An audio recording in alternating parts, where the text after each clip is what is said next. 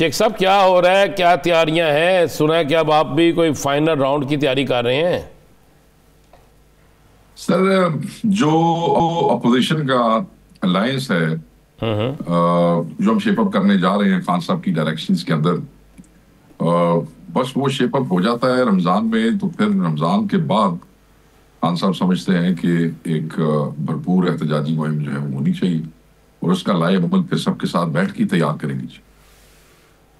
तो शेख साहब, ये जो एक दूसरे पे ताना जनी बड़ी चल रही है, फॉरवर्ड ब्लॉक की बातें हो रही हैं, और फवाद चौधरी साहब ने तो आपके बारे में पता नहीं क्या क्या कह दिया कि क्या क्या आप किसको असलहा सप्लाई करते रहे हैं।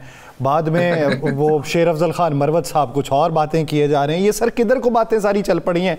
सारी तोपों का रुख उधर को था, ये आपसी तोपें चल पड़ी। सर देखिए, पहली बात तो ये है कि मैं समझता हूँ आप भाई हैं, नाराज ना होइएगा, मैं इस इंडिविजुअल को डिस्कस इसलिए नहीं करूंगा कि ये बड़ी एक नॉन सीरियस सी बात है। The guy said some non serious stuff, बड़ा फजूल किस्म की बातें हैं। उसमें मेरे वकील खुद ही उनको अदालत में जाके उसका जवाब दे लेंगे। हमारे लिए बड़े इश्यूज हैं, और वो बड़े इश्यूज हैं, खान साहब की रिहाई है, खान साहब का हुक्म है रमजान के बाद दोबारा जो हमने मुहिम जो है वो शुरू करनी है एहतजाजी, एक नई एनर्जी के साथ, एक नए जील के साथ। बहुत से चैलेंजेस हैं खान साहब को दोबारा मिलने से, जो है किस तरीके से वकला को रोक रहे हैं।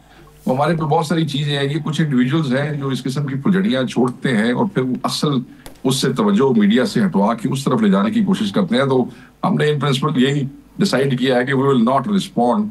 उसकी वजह यह है कि फिर हम उनको वही देंगे जो वो चाहते हैं। जहां तक मेरी जात का ताल्लुक है, बड़े मजाया किस्म की चीजें हैं, वो मेरा वकील लिनानू अफगानिस्तान को लेके काबुल तक ले जाएगा। और जिस दिन मेरे पे जिम्मेदारी ना रही जो आज है, क्योंकि इस जिम्मेदारी के हवाले से मेरी पहली प्रायोरिटी मेरी जमात और मेरा कायद है। कोई भी चीज जो उस मिशन को डिस्टर्ब करेगी या स्लो करेगी, मैं उसमें नहीं जाऊंगा। सो जो मेरी जात है, जब मैं जिम्मेदारी ये नहीं होगी तो मैं हिसाब किताब अच्छा कर लेना। मैं शेख भी, हाँ, मैं हिसाब नहीं छड़ता हूँ। अच्छा शेख साहब, ये जो फॉरवर्ड ब्लॉक, अब इस पे तो हम बात कर सकते हैं, कोई फॉरवर्ड ब्लॉक का वजूद है दूर दूर तक? कोई सर कहां पे? पीटीआई में मैं बात कर रही हूँ। कहीं भी नहीं, किसी सूरत में नहीं। सब देखो सब, आप मेरी अगर आप इजाजत दे तो मैं जी सर, एक शख्स इमरान खान साहब की तस्वीर, इमरान खान साहब के नाम और इमरान साहब की नॉमिनेशन की वजह से मैंने एमपीए जो है वो अल्लाह ताला की जात ने उसे बनाया। यहाँ पे हम जैसे लोग भी हैं जिनके अपने धड़े भी हैं, मगर इमरान खान के वोट ने हमें जिताया है। ये मैं बिल्कुल वाज़ेह आपको बता देता हूँ। इमरान खान साहब के जो वोट ना होते, खान साहब की तस्वीरें ना होती, तो ये पाकिस्तान तहरीक इंसाफ में कोई एमएनए एमपी नहीं था बन सकता, अल्लाह ताला के हुक्म से। ठीक है सर। अब जहां पे ये सूरत हाल हो, वहां पे फॉरवर्ड ब्लॉक बनाने का मतलब है अपनी सियासतें फॉरएवर तबाह करना, खत्म करना। मैं नहीं समझता कोई इतना बेवकूफ आदमी है जो ऐसे करेगा।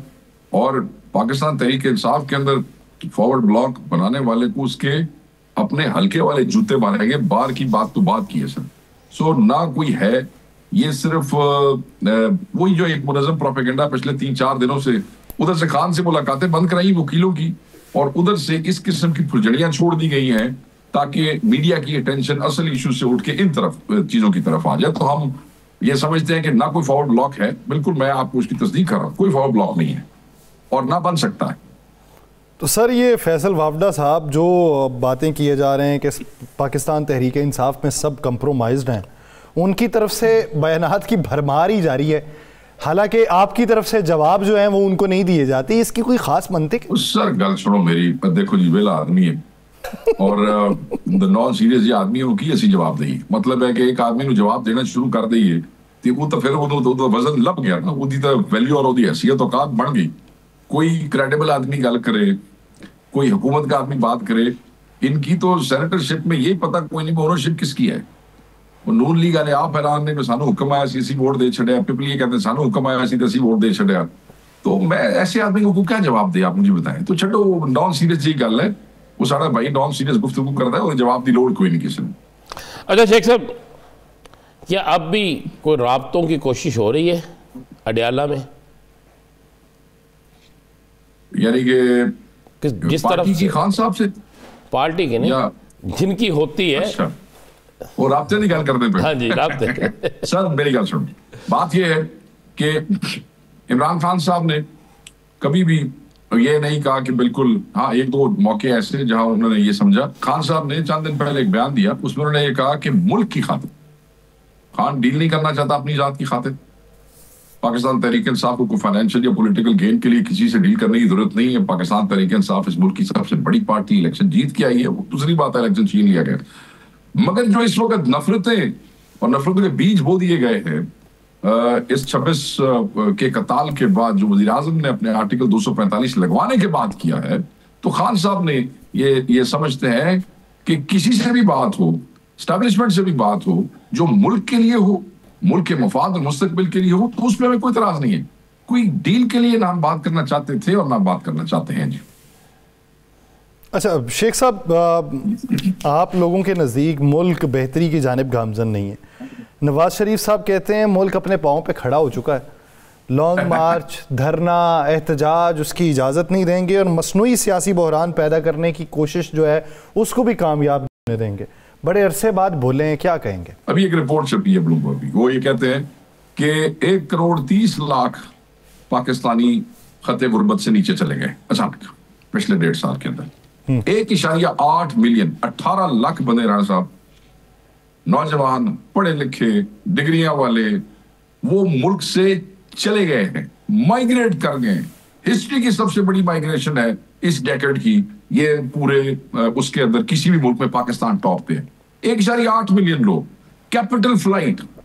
आप अपने उसी वजीर का, ये जो औरंगजेब है, इसी का आप देख लें, वो कह रहे इतने डॉलर जा रहे हैं, वो डॉलर कितों जा रहे हैं, वो जिन लेके जा रहे हैं। आप लोगों के पास हुकूमत है, आप लोग कंट्रोल कर सकते हो। 1.8 लोग क्यों छोड़ के चले गए, मिलियन लोग? नौकरियां नहीं है, नौकरियां नहीं है, जॉब अपॉर्चुनिटीज नहीं है। अगर इकोनॉमी ठीक हो गई है, मुल्क पैरों पे खड़े हो गया, तो बंदे पैरों पे क्यों नहीं खड़े हो सक रहे? बंदे के रोजगार क्यों तबाह हो गए, बंदों के कारोबार क्यों खत्म हो रहे हैं? तो ये बबल ये बना रहे हैं, लोगों को मिसगाइड कर रहे हैं। ये तो फैक्ट्स है, फिगर्स है। आपकी सारी इकोनॉमी इन्होंने, राणा साहब, वो बना दी है इंपोर्ट डिपेंडेंट। इंपोर्ट डिपेंडेंट का मतलब क्या है कि आपको डॉलर्स ही डॉलर्स और डॉलर्स चाहिए इस मुल्क को चलाने के लिए, बेशुमार डॉलर्स चाहिए। ओ भाई, और वो डॉलर्स कहां से आएंगे? वो मंगोगे, पिनोगे, उसके बदले में वो आप शरायत रखेंगे। सो इकोनॉमी तब बेहतर होती है अगर आपकी इकोनॉमी एक्सपोर्ट बेस्ड हो जाती, चीजें आप बाहर भेज रहे होते, डॉलर नेचुरली आ रहा होता। तो ये सब झूठ है, फ्रॉड है। 2-4 चीजें ऊपर करके दिखा देते हैं, हर चीज इनके हाथ में है, फिगर्स इनके हाथ में है, मगर इंटरनेशनल इदारों की रिपोर्टें आपके सामने है, वो आप देख लें। इतनी इकोनॉमी अच्छी हो गई है कि IMF दे वफ्त नूं जनाब चीफ जस्टिस नूं बुलाण लग गए सब, मतलब कोई तुक बढ़ता जी कोई गल करने का। सो ये फजूल बातें हैं, हम इससे एग्री नहीं करते। हम समझते हैं कि ये एक मसनूई तस्वीर है जो ये दिखा रहे हैं। और अचानक जिस वक्त वो अचानक करने की गल कोई नहीं सर, लोग छोड़ छोड़ के जा रहे हैं मुल्क। इससे बड़े इंडिकेटर्स क्या है?